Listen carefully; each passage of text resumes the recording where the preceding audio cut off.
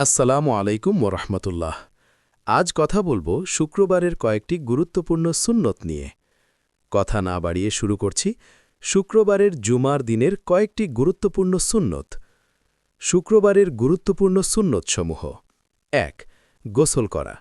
জুমার দিনে গোসল করা অত্যন্ত গুরুত্বপূর্ণ সুন্নত। অনেকে ওয়াজিবের কাছাকাছি বলেছেন। ২. পরিচ্ছন্ন ও উত্তম পোশাক পরা। সম্ভব হলে সাদা বা সুন্দর পোশাক পরা। ৩.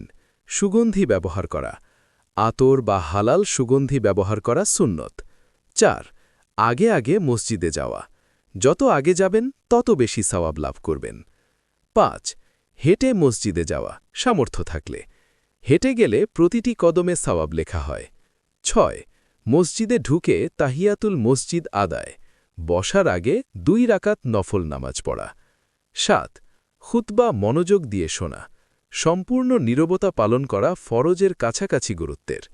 ৮. বেশি বেশি দুরুদ শরীফ পড়া, বিশেষ করে রাসূল সাল্লাল্লাহু আলাইহি ওয়াসাল্লামের উপর। ৯. সূরা কাহাফ তিলাওয়াত করা, বৃহস্পতিবার সন্ধ্যা থেকে শুক্রবার মাগরিব পর্যন্ত যে কোনো সময়। ১০.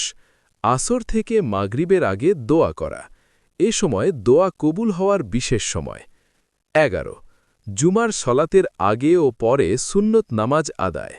আগে ৪ রাকাত, পরে ৪ রাকাত বা ২+২, নফল বা সুন্নত। ১২. পাপ থেকে বাঁচার দৃঢ় নিয়ত। জুমা থেকে জুমা পর্যন্ত গুনাহ মাফের আশা।